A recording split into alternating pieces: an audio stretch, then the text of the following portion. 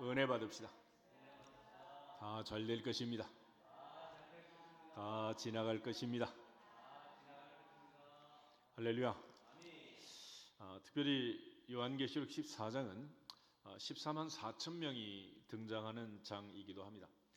7장에 14만 4천이 있었는데 오늘 14장에 있는 이 14만 4천은 하늘에 있는 14만 4천. 특별히 1절을 다시 보시면 어린 양이 시온산에 섰고 그와 함께 14만 4천이 서 있다 그랬습니다. 그들의 이마에는 어린 양의 이름, 아버지의 이름 쓴 것이 있고 큰 소리로 큰 우레소리와 같은 소리로 검은 고를 타고 찬양하는 14만 4천의 모습이 등장합니다.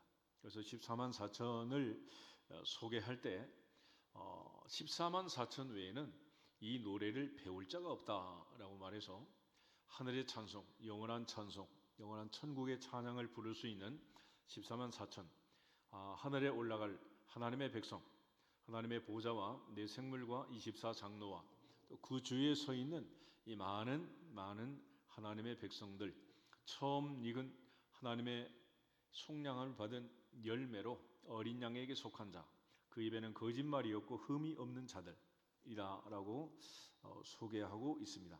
그래서 이 14만 4천이 하늘의 예루살렘, 새 예루살렘, 영원한 천국, 새 하늘과 새 땅, 하나님의 도성인 하늘의 예루살렘에서 찬양하는 시온산에 서 있는 모습을 보여주고 있습니다. 그래서 여기 있는 이 시온산의 모습은 신구약 성경 이제 여러 군데 마지막 천국의 모습으로 이제 등장하는데 시편 48편 먼저 한번 찾아보겠습니다. 시편 48편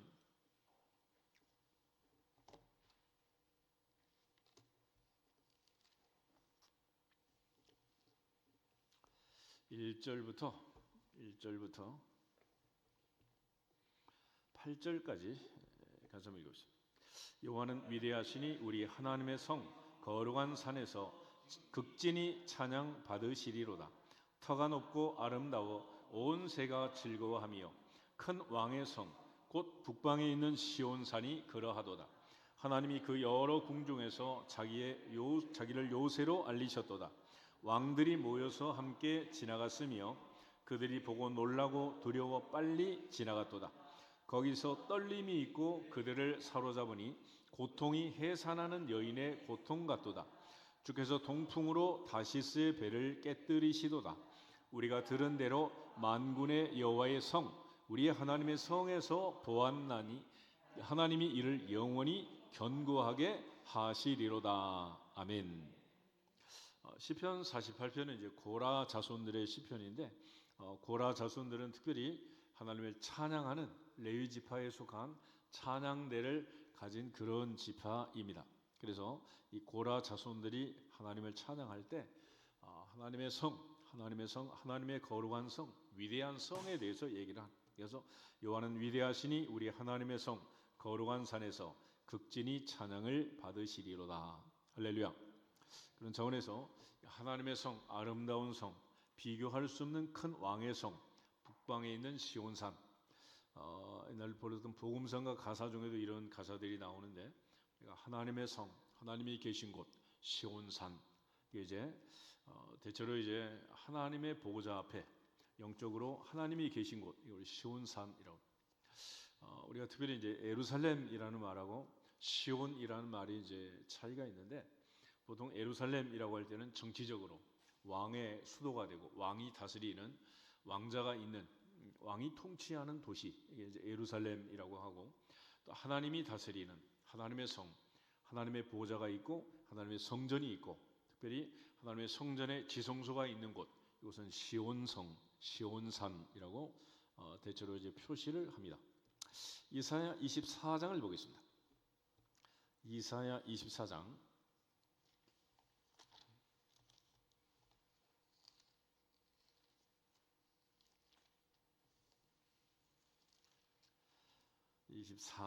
23절 한 절만 보겠습니다.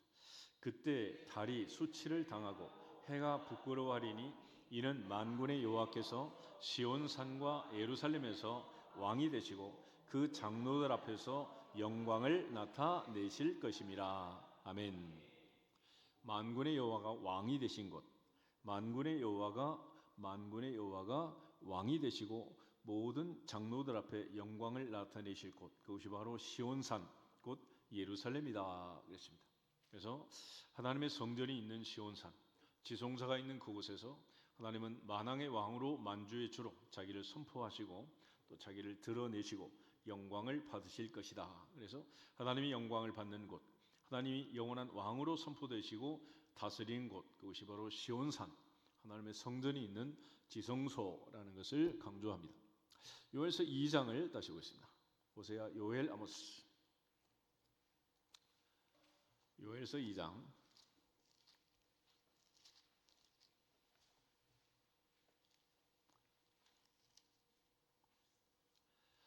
32절 한 절만 보겠습니다. 누구든지 여호와의 이름을 부르는 자는 구원을 얻으리니 이는 나 여호와의 말대로 시온산과 예루살렘에서 피할 자가 있을 것이며 남은 자 중에 나 여호와의 부름을 받을 자가 있을 것임이니라. 아멘. 요엘 선지자 역시 마지막 부분에서 여호와의 말대로 시온산과 예루살렘에서 피할 자가 있을 것이고 남은 자가 있을 것이고 그 중에 나 여호와의 부름을 받을 자가 있을 것이다.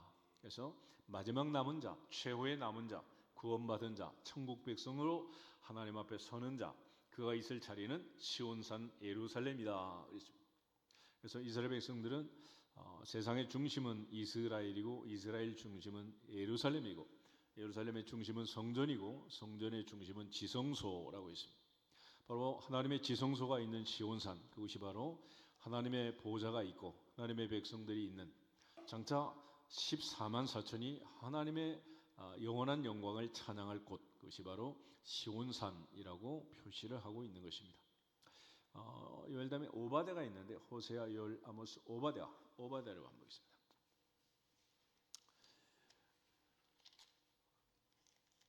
오바댜는 한 장으로 되어 있는 책이. 오바댜 1장 17절부터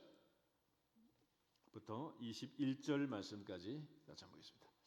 오직 시온산에서 피할 자가 있으리니 그 산이 거룩할 것이요 야곱 족속은 자기 기업을 누릴 것이며 야곱 족속은 불이 될 것이며 요셉 족속은 불꽃이 될 것이요 에서 족속은 지푸라기가 될 것이라. 그들이 그들 위에서 붙어서 그들을 불사를 것인즉 에서 족속에 남은 자가 없으리니 여호와께서 말씀하셨습니다. 그들이 네겝과 에서의 산과 평지와 블레셋을 얻을 것이요 또 그들이 에브라임의 들과 사마리아의 들을 얻을 것이며 베냐민은 길앗을 얻을 것이며 사로잡혔던 이스라엘의 많은 자손은 가나안 사람에게 속한 이 땅을 사르밧까지 얻을 것이며 예루살렘에서 사로잡혔던 자들 곧 스바라데 있는 자들은 네겝의 성읍들을 얻을 것이니라. 구원받은 자들이 시온산에 올라와서 에서의 산을 심판하리니 나라가 여호와께 속하리라. 아멘. 17절 오직 시온산에 피할 자가 있을 것이다. 왜냐하면 그 산은 거룩할 것이고 야곱 족속은 기업을 누릴 것이다. 시온산 그곳에 하나님의 성전이 있고 거룩한 성전이 있는 거룩한 곳에 거룩한 백성들이 예배하는 제사하는 거룩한 자리이기 때문에 시온산 성전 거룩한 곳에 피할 자가 있을 것이다. 21절에도 구원받은 자들은 어디에 올라갈 것이다? 시온산에 올라갈 것이다. 시온산에 올라갈 것이다. 시편에 보면 이제 성전에 올라가는 노래, 이런 마지막 시편이 기록이 되어 있는 것을 보게 됩니다. 그런 차원에서 이제 우리 모두가 사모할 곳, 이 땅에서 사모할 곳은 하나님의 성전, 또 하나님의 지성소, 하나님 앞에 예배하는 예배 시간을 사모하고 또 주님을 만나는 기도 시간, 찬송하는 시간, 말씀 듣는 시간, 이 시간을 빼앗기지 않기를 주 이름으로 축복합니다. 그렇지만 궁극적으로 주님이 계신 성전은 요한계시록 21장에 있는 것처럼 하나님과 어린 양이 그 성전이심이라. 그 성전이심이라. 그래서 하나님 중심, 말씀 중심, 교회 중심이라는 것은 바로 모두가 중심이 하나님 중심. 그러므로 우리 신앙의 중심이 흔들리지 않고 늘 초점을 하나님의 보좌 앞에 고정을 시켜서 항상 이 땅에 사는 동안 하나님 중심으로, 말씀 중심으로, 교회 중심으로, 예배 중심으로 신앙의 중심이 흔들리지 않기를 주 이름으로 축복합니다. 결과적으로 하나님을 바라보는 자, 하나님을 찾는 자, 여호와를 찾으라 그러면 살리라. 그렇지만 베델을 찾지 말고 길갈을 찾지 말고 브엘세바로 나가지 말라. 베델은 정령 사로잡힐 것이고 길갈과 브엘세바는 모두 금송아지를 섬기는 우상을 섬기는 우상의 처소가 될 것이기 때문에 시온산 거룩한 성전, 하나님이 계신 하나님의 보좌, 하나님을 사모하는 그 마음으로 하나님 중심으로 흔들리지 않는 하늘의 도성, 하늘의 예루살렘을 상징하는 시온산을 바라보면서, 그래서 이 땅에서는 우리가 요단강 건너 가나안 땅을 사모하는 게 결국 그 땅에 성전이 있기 때문이고, 그 성전을 사모하는 것은 바로 그 성전이 하늘에 속한 영원한 성전, 하나님과 어린 양을 상징하기 때문이다. 할렐루야. 그래서 우리가 표지를 보고 운전을 할 때 어디를 가라 하는 표지판을 보는 것은 그 표지판이 문제가 아니잖아. 그 표점에 가리치는 마지막 목적지. 우리 인생의 목적지를 바라보고 가는 거 아니겠어요? 그래서 우리 비행기 타면은 창문 다 내리고 깜깜하지만은 계속해서 화면에 나타나는 것은 목적지, destination, 몇 킬로 남았다, 몇 마일 남았다, 지금 몇 킬로 달려가고 있다, 날아가고 있다, 계속 보여주는 거 아니겠어요? 그러니까 한순간도 목적지를 놓치면 안 된다. 신앙생활은 끝까지 마지막까지 하늘의 도성에, 영원한 하늘의 본향에, 우리의 영원한 고향에 입성할 때까지, 하늘 천국에 들어갈 때까지 목적지를 놓치지 않는 신앙생활이 되기를 주 이름으로 축복합니다. 미가서를 하면 돼요. 미가서. 오보다 요나 다음에 미가가 있어요. 미가가 있는데 미가서 4장 1절, 2절 두 절을 보겠습니다. 끝날에 이르러서는 여호와의 전의 산이 산들의 꼭대기에 굳게 서며 작은 산들 위에 뛰어나고 민족들이 그리로 몰려갈 것이라. 곧 많은 이방 사람들이 가며 이르기를 오라 우리가 여호와의 산에 올라가서 야곱의 하나님의 전에 이르자. 그가 그의 도를 가지고 우리에게 가르치실 것이니라.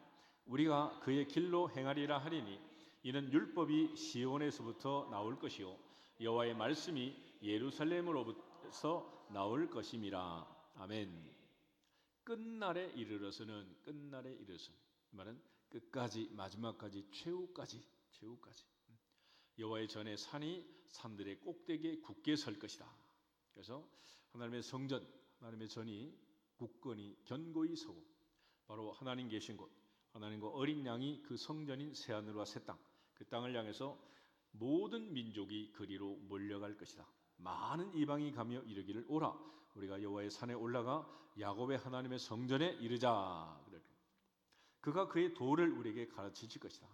그래서 이는 왜냐하면 율법은 시온에서부터 나오고 여호와의 말씀은 예루살렘에서부터 나올 것임이라 그랬습니다. 예수께서 수가성 여인에게도 이 말씀을 하셨는데, 모세의 율법은 법궤 속에 있는 십계명으로부터, 계명과 율례와 법도로부터 나오는 것이고, 하나님께서 주시는 말씀은 예루살렘에서, 하나님 계신 성전에서 예수님께서 예루살렘에 입성해서 가르치고 또 깨닫게 하시고 말씀의 본체이신 그분이 오셔서 말씀이 직접 사람이 되어서 우리에게 말씀을 가르친 곳. 그래서 수가성 여인은 당신들은 예루살렘에서 예배하고 우리 조상들은 사마리아에서 예배한다는데 어느 게 맞습니까? 그랬잖아요. 그때 예수님께서 어디가 문제가 아니라 어떻게가 문제다. 그래서 하나님이 참된 예배자, 하나님이 기뻐하는 예배자, 하나님을 기쁘게 하는 예배자, 참 예배자들은 참으로 예배할 때가 오나니 영과 진리로 예배할지니라. 그래서 오직 성령의 인도하심을 받고 내가 곧 길이요 진리요 생명이니 나로 말미암지 않고는 아버지께로 올다 말씀하신 진리이신 예수 그리스도로 말미암아 하나님의 영 성령의 능력을 힘입고 지금도 우리를 위해 간구하는 성령의 도우심을 받고 하나님 보좌 우편에서 또 우리를 위해 간구하시는 예수 그리스도 이름으로 아버지 하나님 앞에 예배하는, 영과 진리로 예배하는 참 예배자들을 이 밤도 찾으시는 줄 믿습니다. 이처럼 장소 자체도 중요하지만은 어떻게가 중요하다. 그래서 구약에서는 어린아이이기 때문에 장소를 강조하는 거고, 신약에서는 성숙한 성도들에게 어떻게를 강조하는, 어떻게. 그러니까 우리가 어린 시절 율법에 매여 있을 때는 장소가 중요하죠. 그래서 아이들은 반드시 공부할 때 어디를 가야 돼? 학교를 가야 돼. 그렇지만 이제 아이들이 공부를 진짜로 잘하는 애들은 굳이 꼭 학교를 가야 돼요? 집에서 해도 돼요? 도서관에 가요? 어디를 가야 돼요? 이게 달라지는 거예요. 그러니까 어린아이들은 너무 어리니까 그걸 보여줘야 되는 거예요. 보여줘야. 그래서 할머니 할아버지 만나려면, 그리고 고향의 산천초목을 전부 보여주면서 애들 어렸을 때는 끌고 가야 되는 거예요. 그렇지만 나중에 애들이 크고 성장하면 이제 굳이 할머니 할아버지 만나러 가지 않고 할머니 할아버지 엽기성에서 서울서 설날 보내도 돼, 안 돼? 아무 문제 없는 거예요. 그게 이제 신약과 구약의 차이점이라는 차이점. 그래서 구약에서는 모두 다 가난한 자들에게 복음을 전파하지만 신약에서는 심령이 가난한 자들은 복이 있다, 그렇게 말씀하시는 거예요. 그러니까 신앙의 수준에 따라서 이게 달라져요. 이걸 가지고 갑론을박 싸우면 된다, 안 된다? 싸우면 안 된다. 근데 우리는 이걸 가지고 지금도 싸우고 있는 거예요. 지금. 그래서 율법을 지켜야 되느냐 말아야 되느냐 이러면서 계속 싸우는 것이. 그렇지만 그건 참 어리석은 일이다. 그래서 오늘 지금 시온산을 강조하는 이유는 시온산 예루살렘을 강조하고 지금 우리로 하여금 매주 예루살렘에 가서 예배드려라 그런 얘기가 아니고, 이 예루살렘이 상징하는, 이 예루살렘이 우리에게 보여주는 표지판이, 이 표지판이 가르치는 것은 이 지상의 이스라엘의 수도 예루살렘이 아니고 하늘의 예루살렘, 새 예루살렘, 할렐루야, 영원한 하나님 계신 그 하늘의 도성을 가르친다라는 것을 기억하시면서 이 말씀을 잘 마음에 새기시면 좋겠습니다. 그런 측면에서 2절 미가서 4장 2절 마지막에 보면 율법은 시온에서 나오고 여호와의 말씀은 예루살렘에서 나온다. 그럴 때 이 시온과 예루살렘에 상징하는 게 뭐냐? 시온은 바로 하나님의 성전이 있는 시온산을 상징하는 것이고, 바로 그 시온산 성전 법궤 속에서 하나님 말씀, 돌비, 율법의 말씀이 나오는 거죠. 그러니까 결과적으로는 되풀이 반복하는 거예요. 같은 의미를 반복 되풀이하는 거예요. 그러니까 시온에서 나오고 예루살렘에서 나온다. 여호와의 율법, 하나님의 말씀, 시온에서 나오고 예루살렘에서 나온다. 그래서 모두 다 성전 문지방에 흐르는 생수로 인하여 죽음의 바다가, 아라바 바다가 생명의 바다로 바뀌고 큰 물고기들이 뛰어노는 그런 생수가 넘치는 바다가 된 것처럼 하나님의 성전의 문지방에 흐르는 생수로 인하여 내 배에서 생수의 강이 흘러넘치리라. 그래서 성령의 생수, 성령의 생기, 이것들이 말씀을 통해서, 율법을 통해서 이렇게 충만하기를 주 이름으로 축복합니다. 스가랴서를 한번 보면 스가랴 14장, 학계 스가랴 말라기, 스가랴 마지막 장, 말라기 앞에 스가랴가 있고 스가랴 14장 9절부터 11절을 보겠습니다. 9절, 스가랴 4장 9절, 여호와께서 천하의 왕이 되시리니 그날에는 여호와께서 홀로 한 분이실 것이요 그의 이름이 홀로 하나이실 것이라. 온 땅이 아라바같이 되되 게바에서 예루살렘 남쪽 림몬까지 이를 것이며 예루살렘 높이 들려 그 본처에 있으리니 베냐민 문에서부터 첫 문자리와 성 모퉁이 문까지 또 하나넬 망대에서부터 왕의 포도주 짜는 곳까지라. 사람이 그 가운데 살며 다시는 저주가 있지 아니하리니 예루살렘이 평안히 서리로다. 아멘. 여호와께서 천하의 왕이 되시고 여호와께서 홀로 한 분이고 그 이름이 홀로 하나이신 그분이 왕이 되신 자리. 11절 예루살렘이 평안히 서리로다. 할렐루야. 그래서 하늘의 예루살렘, 새 하늘과 새 땅을 얘기하고 있습니다. 그런 측면에서 이제 시온산, 살아계신 하나님의 도성, 하늘의 예루살렘에 대해서 히브리서도 이제 사도 바울도 강조하는데, 갈라디아서 4장을 먼저 보겠습니다. 갈라디아서 4장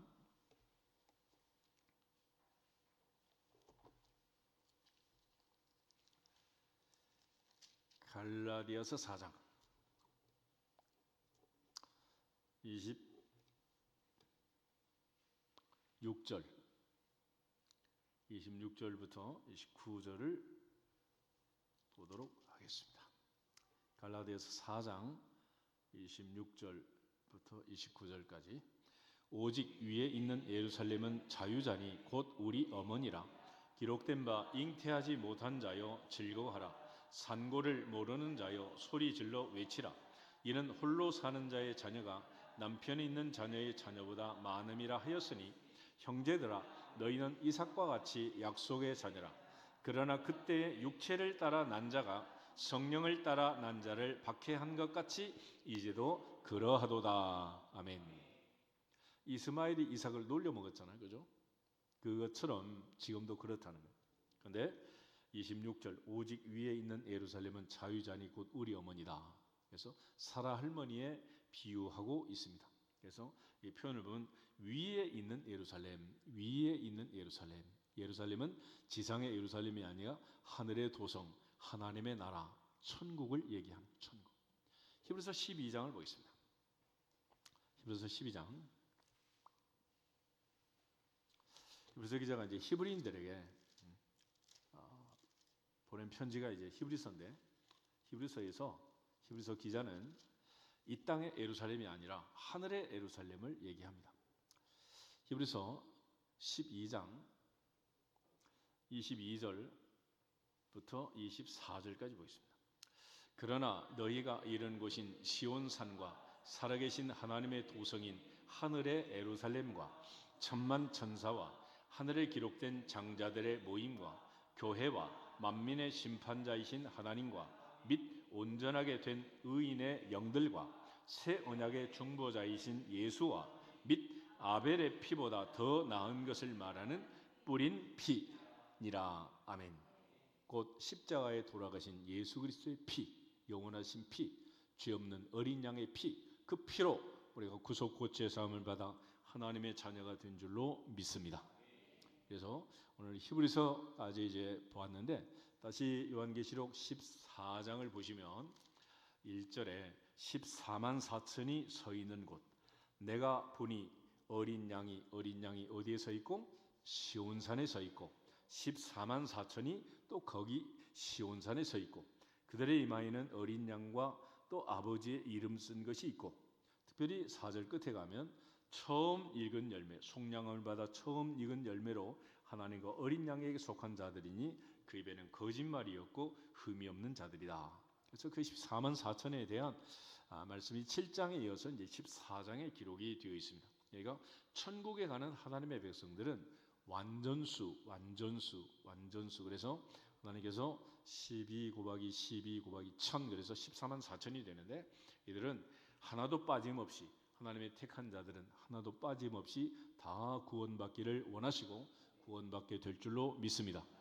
그래서 베드로서 3장 8절 9절 말씀처럼 하루를 1000년같이, 1000년을 하루같이 하나님은 지금도 참고 인내하고 기다리시느니라. 그래서 우리 맨날 돌아와 이런 찬송을 하는 거야. 아직도 돌아와야 할 하나님의 아들 딸들이 남아 있다. 그래서 언제 문을 닫을지, 언제 문이 닫힐지는 하늘의 하나님이 결정하시느니라. 그것은 아들도 모르고 천사도 모르고 오직 누구만 아신다? 아버지만 아신다 라고 예수님 말씀하신 거예요. 그래서 노아의 방주의 문을 하나님이 다스리셨던 것처럼 구원의 문, 천국의 문, 새 예루살렘의 문, 새 하늘과 새 땅, 시온 산성의 성문은 누가 닫으신다? 하나님이 닫으신다. 하나님. 그래서 그 아버지가 닫으시기 때문에 우리는 알 수 없지만, 아직 문이 열렸을 때, 아직 들어올 수 있을 때, 아직 밤이 오기 전에, 아직 일할 수 있을 때 맡은 자에게 구할 것은 충성이니라. 그래서 우리가 하나님 앞에 맡은 바 이제 얼마나 충성하겠냐 이런 생각하면 안 된다는 거예요. 왜냐하면 예수께서 주신 비유를 보면 이런 비유가 있잖아. 새벽부터 와가지고 하루 종일 수고한 사람들이 있어요. 그래서 아침 시간이 이제 아침 6시부터 시작이 되는데 그때부터 오후 6시까지. 그래서 제3시, 제6시, 제9시 기도 시간도 있고, 마지막 이제 11시, 오후 5시에 온 사람들도 있는 거예요. 그래서 마지막 이제 모든 일이 끝나고 품삯을 줄 때 마지막 1시간 일한 사람들에게 주인이 한 데나리온을 줍니다. 그러자 아침부터 온 사람들이 우리에게는 얼마나 줄까 기대했더니 똑같이 한 데나리온 주는 거야. 왜 그러냐? 화가 나서 물으니까 계약서 봐라. 아침에 새벽 꼭두 새벽에 내일 올 때 그렇게 계약하지 않았느냐? 계약서를 그렇게 쓴 거야. 그러니까 12시간 일한 사람이나 1시간 일한 사람이나 똑같이 품삯을 줬는데 당시의 상황을 보면 이런 게 있어요. 아침부터 온 사람들은 새벽부터 왔으니까 포도밭에서 일을 하면은 하루 종일 포도는 먹어도 괜찮아. 그리고 일을 하는 거야. 왜냐하면 뭐 포도가 있는데 못 먹게 하고 구약에도 일하는 소의 입에 망을 씌우지 말라 그랬는데 포도 열매를 따는 농부들 입에다 뭐 마스크를 씌우고 있어. 그래서 마음껏 먹고 실컷 일을 한 거야. 그런데 이제 오후 5시 1시간 남아서 주인한테 부름을 받고 하루 종일 이제 땡 하고 끝날 판이었는데 1시간 일할 수 있는 기회를 얻은 거야. 이 사람들은 하루 종일 일한 사람들처럼 놀맨 했겠어? 정신없이 일을 했겠어? 어떻게 했겠어? 어땠을 것 같아? 그리고 주인이 무슨 자선사업가도 아니고 1시간 놔두고 일꾼을 모은 이유는 하루 종일 일한 사람들이 일 다 했으면 일거리가 없으면 오후 5시에 품꾼을 모았다 안 모았다? 모았겠어요? 권사님도 한번 생각해봐. 내가 일 다 했는데 파출비 시켜가지고 1시간 일할 거 일 시키고 하루치 품삯 주겠냐고. 내가 하고 말지. 그러니까 일한 사람들이 모두 게을러가지고 일을 안 한 거야. 이제 1시간 동안 일을 하고 마무리를 지어야 되는데 지금 일할 거리를 찾지 못하고 하루 종일 굶주린 사람들, 그리고 또 일만 시켜주면 무슨 일이 시켜주면 이제는 1시간 동안 열심히 하겠습니다 라고 결심한 그 사람들, 지난주 임직식 한 거야. 몰랐어? 근데 똑같이 놀면 하면 된다 안 된다? 그러면 안 되지. 얼마나 놀았으면 1시간 놔두고 일꾼을 쓰겠냐고. 그게 하나님의 법칙이에요. 하나님의 법칙. 그런데 시간만 가지고 노조 만들어 가지고 하루 종일 일하는 사람하고 1시간 일하는 사람하고 똑같이 주면 됩니까? 이러면서 그렇게 노조하면 된다 안 된다? 그런 노조는 없애야 되는 거야. 있을 수도 없는 거고. 그러니까 하나님 앞에서 일꾼을 쓸 때 하나님이 충성되이 여겨 직분을 맡기시고 일을 하도록 한 거예요. 그러니까 그 사람들이 와서 1시간 동안 열심히 해가지고 그날 하루 일을 마감하는 거예요. 마감.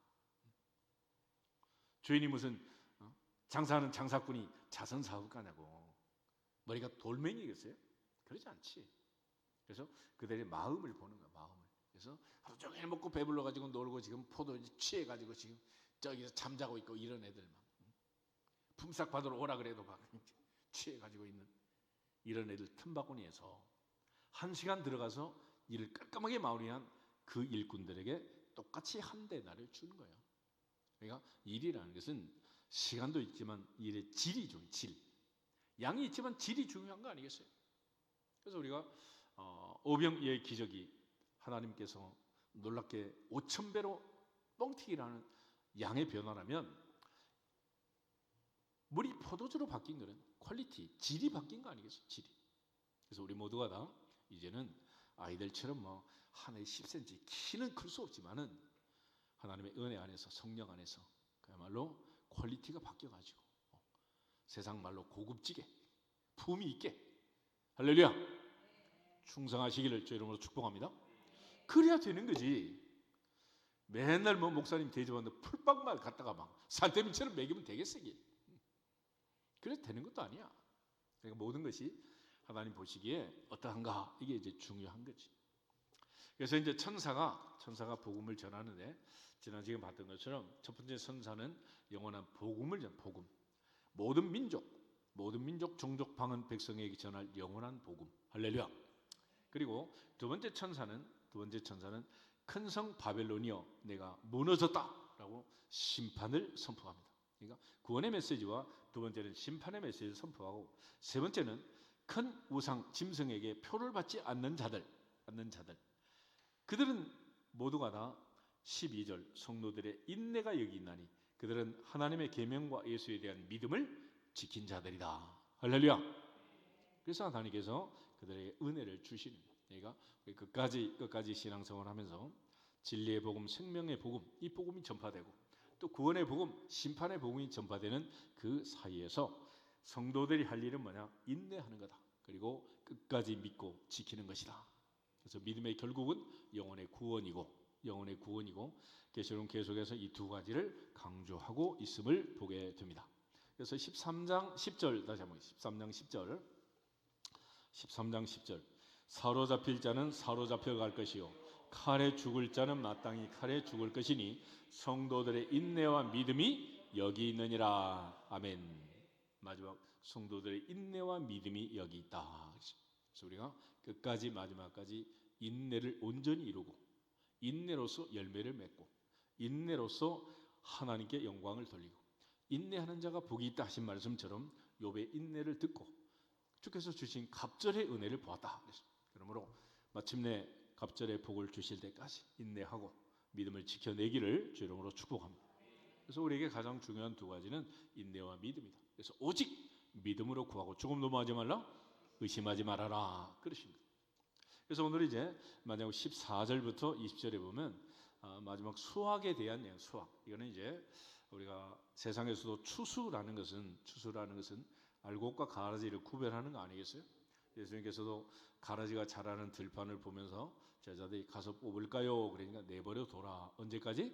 추수 때까지. 그랬어요. 왜냐하면 가라지를 뽑다가 알곡이 뽑혀 나가는 수가 있다는 거예요. 알곡이. 그래서 알곡과 가라지가 같이 자라도 내버려 둬라. 그래서 어차피 농사꾼이 농사짓는 논밭에는 알곡과 가라지가 같이 자라는 것처럼 하나님의 백성들이 모여 있는 교회 안에도 알곡과 가라지가 겹쳐 있을 수밖에 없다라는 거예요. 그래서 이거는 어쩔 수 없는 현상이고, 그러니까 결과적으로 누가 가라지고 누가 알곡인지는 주님만 아시느니라. 사람은 알 수가 없다는 거예요. 그래서 농사꾼들이 제자들이 그걸 구별해서 뽑을 수 있으면 좋은데 알곡을 뽑는 수가 있다. 그래서 내버려 둬라. 그렇게 말씀하십니다. 또 애들 길러보면 그러잖아. 그야말로 까마귀 노는데 백로야 가지 마라. 그래서 내 아들 내 딸이 백로가 돼가지고 까마귀 친구 안 하면 좋은데 꼭 이 바보 같은 녀석이 까마귀 친구를 물고 다니는 아들 딸이 있어 없어? 이 애들이 있단 말이야. 이게 문제야 이게. 그래서 냅둬라. 그러니까 이 가라지를 하나 뽑아내면 가라지가 저만 나가지 않아. 이 알곡을 2명 3명 붙들고 나가버리는 거야. 그래서 냅둬라. 그냥 둬라. 이쁜 게 아니고 그냥 냅둬라. 언제까지? 추수 때까지. 그때가 되면 하나님께서 예리한 낫을 가시고 심판해서 전부 다 알곡은 곳간에 집어넣고 가라지는 풀어 태우고 하는 것처럼 오늘 계시록에서는 포도를 가지고 이 포도라는 것은 그야말로 으깨 가지고 포도즙을 만들고 그렇게 해서 이제 그야말로 포도즙을 오랫동안 보관하면 그야말로 100년 된 200년 된 오래된 포도주가 만들어지는 거 아니겠어요? 동시에 이 포도라는 것은 익지 않은 포도 가지고는 포도즙을 만들 수가 없어요. 만들 수가 없는 거예요. 그래서 잘 익은 포도송이 이것들을 통해서 하나님의 심판 내지는 마지막 가을 추수를 표현하고 있습니다. 그런 차원에서 이제 14절부터 20절에 있는 이 내용은 마지막 추수를 표현하고 있고 마지막 추수 때가 되면 이렇게 하실 것이다 라는 비유를 보여주고 있습니다. 먼저 14절에서 16절 같이 한번 더 보겠습니다. 또 내가 보니 흰 구름이 있고 구름 위에 인자와 같은 이가 앉으셨는데 그 머리에는 금 면류관이 있고 그 손에는 예리한 낫을 가졌더라. 또 다른 천사가 성전으로부터 나와 구름 위에 앉은 이를 향하여 큰 음성으로 외쳐 이르되 당신의 낫을 휘둘러 거두소서. 땅의 곡식이 다 익어 거둘 때가 이르렀음이니이다 하니 구름 위에 앉으시니가 낫을 땅에 휘두르매 땅의 곡식이 거두어지니라. 아멘.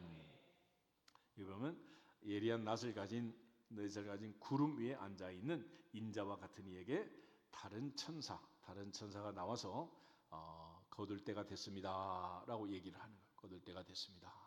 그러니까 지금 이제 이 모든 것들은 하늘의 천사가 보호자에 앉으시니까 보고를 하는데, 우리가 요한계시록 5장 8장에서 이미 봤던 것처럼 성도들의 기도는 천사들의 금 대접의 금 향로에 가득 채워져서 하늘 보좌로, 하나님 보좌로 올라가느니라.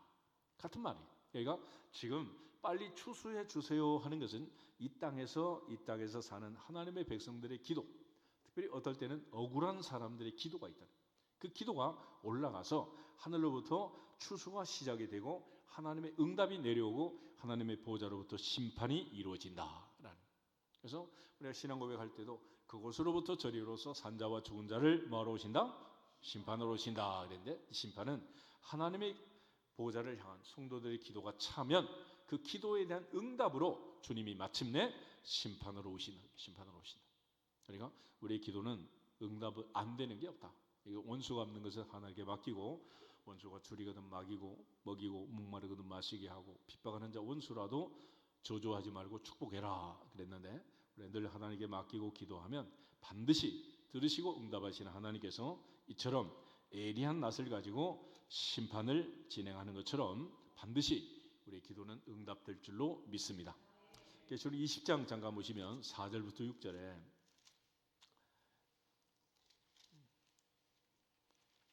하나님의 심판이 진행되는 이유가 설명되어 있어요. 4절, 20장 4절.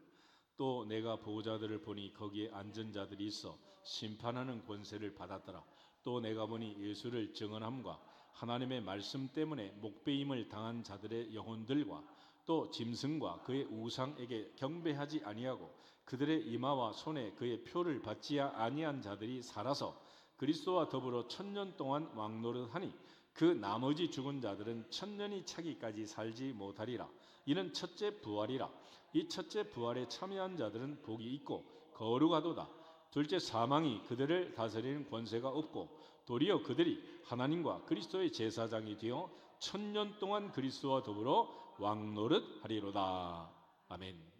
이처럼 1000년 왕국에서 왕노릇 하게 되는데, 그 왕노릇 배경이 뭐냐 그러면 4절 심판하는 권세를 받았더라. 또 내가 보니 예수를 증언함과 말씀 때문에 목배임을 당한 자들의 영혼들과 짐승과 우상에 경배하지 아니하고 그의 표의 이마와 손에 표를 받지 않은 자들이 살아서 1000년 동안 왕노릇한다.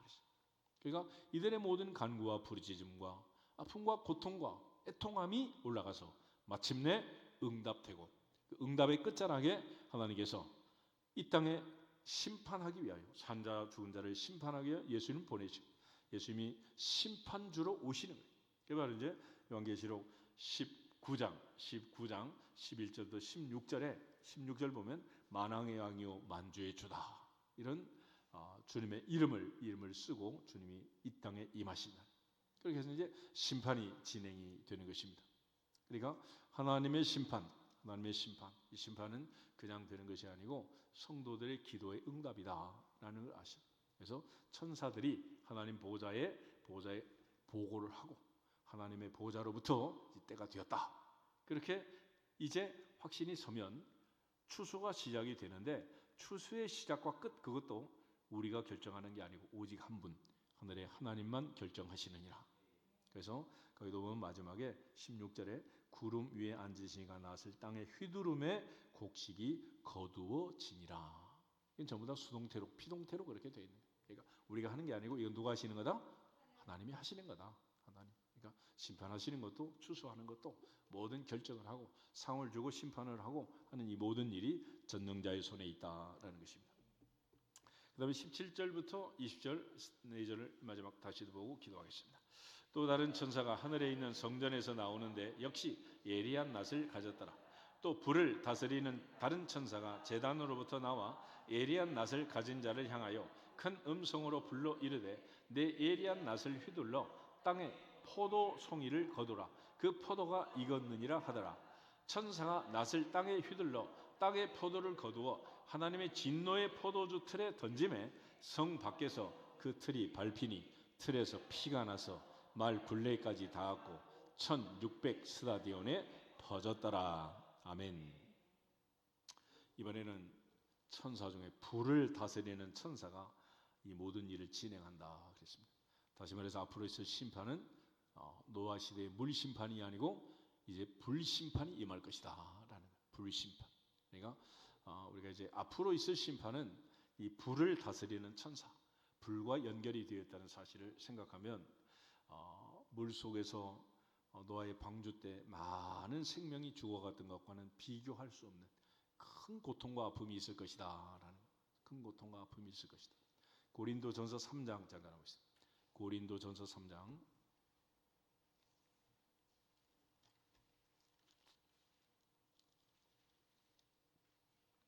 14절, 15절 두 절을 보겠습니다. 만일 누구든지 그 위에 세운 공적이 그대로 있으면 상을 받고 누구든지 그 공적이 불타면 해를 받으리니 그러나 자신은 구원을 받되 불 가운데서 받은 것 같으리라. 아멘. 공적이 불탔느냐 타지 않느냐에 따라서 상을 받느냐 못 받느냐가 결정되지만은 그럼에도 불구하고 모든 백성들이 구원을 받게 될 것이다. 이유는 11절에 보면 이 닦아둔 것 외에 능히 다른 터를 닦아둘 자가 없으니 이 터는 곧 누구다? 예수 그리스도다. 그래서 예수 그리스도 때문에 구원을 받는 것.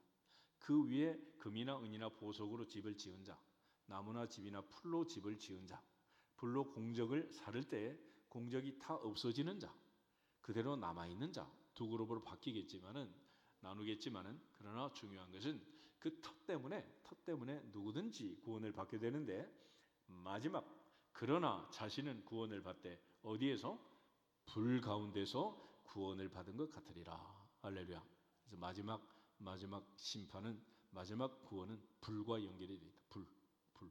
그래서 7배나 뜨거운 풀무불에 사드락 메삭 아벳느고가 들어왔다 나왔던 것처럼 마지막에는 불 심판이 있을 거다라는. 베드로 후서 3장을 한번 보겠습니다. 베드로서 3장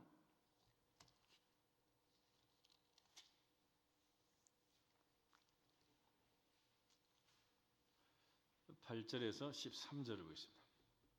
8절 사랑하는 자들아 주께는 하루 같고 하루가 천년 같고 천년이 하루 같다는 이 한 가지를 잊지 말라. 주의 약속은 어떤 이들이 더디다고 생각하는 것 같이 더딘 것이 아니라 오직 주께서는 너희를 대하여 오래 참으사 아무도 멸망하지 아니하고 다 회개하기에 이르기를 원하시느니라.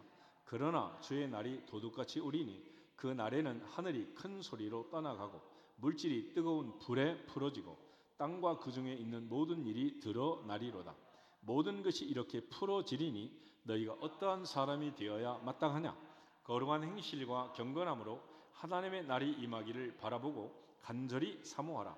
그날에 하늘이 불에 타서 풀어지고 물질이 뜨거운 불에 녹아지려니와 우리는 그의 약속대로 의가 있는 곳인 새하늘과 새 땅을 바라보도다. 아멘. 우리는 영원한 새하늘과 새 땅에 들어가게 되겠지만 거기에 들어가지 못하는 자들은 이처럼 뜨거운 불 속에서 심판을 받게 될 거라. 심판. 그래서 10절에도 물질이 뜨거운 불에 풀어지고 땅과 그 중에 있는 모든 일이 드러날 것이다. 12절에도 그날에는 하늘이 불에 타서 풀어지고 물질이 뜨거운 불에 녹아지릴 것이다. 그러나 우리는 의가 있는 곳, 하나님의 보좌가 있는 곳, 하나님의 성전이 있는 곳, 하나님과 어린 양이 성전인 새하늘과 새 땅, 새 예루살렘을 바라보면서 영원한 하나님의 나라, 새하늘과 새 땅, 뉴 헤븐, 뉴 얼스, 신천신지를 향해서 우리 신앙생활은 날마다 독수리 날개치며 올라감같이 올라가기를 주 이름으로 축원합니다. 한 걸음 한 걸음, 한 발짝 한 발짝 올라가는. 그래서 하나님이 주신 그 은혜 안에서 이 모든 과정들을 잘 기억하면서 마지막까지 하나님의 추수 때가 되면 그때는 모든 것이 이제 구별이 되겠지만은 지금은 그럼에도 불구하고 이 땅에 특별히 알곡과 가라지가 같이 자라는 밭처럼 하나님의 밭인 하나님의 집인 교회 안에는 여전히 알곡과 가라지가 같이 있을 수밖에 없는 이런 상황이다라는 것을 기억하고 특별히 우리에게 주신 책임 사명 잘 감당하면서 하나님 앞에 충성하고 또 참과 거짓을 분별하는 지혜롭고 현수관 아버지의 아들 딸들이 되기를 주 이름으로 축복합니다. 궁극적으로 무엇이 참인지 무엇이 거짓인지 아군과 적군을 구별하지 못하고 알곡과 가라지를 구별하지 못하고 아무나 따라다니게 되면 결국은 가라지 친구 따라서 갈 곳으로 갈 수밖에 없는 거예요. 그러므로 항상 우리 모두가 다 믿음 안에서 영안이 열리고 영의 귀가 열려지고 특별히 이목구비가 열려짐으로써 하늘의 신령한 복을 누리고 땅의 기름진 복을 빼앗기지 않기를 주님의 이름으로 축복합니다. 다 같이 주 예수 그리스도의 이름으로 하늘문화 열릴지어다 선포하고 기도하겠습니다. 주 예수 그리스도의 이름으로 하늘문화 열릴지어다, 열릴지어다, 열릴지어다. 아버지 감사합니다. 저희들 사랑하시고 은혜 주시고 복 주셔서 오늘도 하나님의 보좌, 하나님의 도성, 하늘의 예루살렘, 새 예루살렘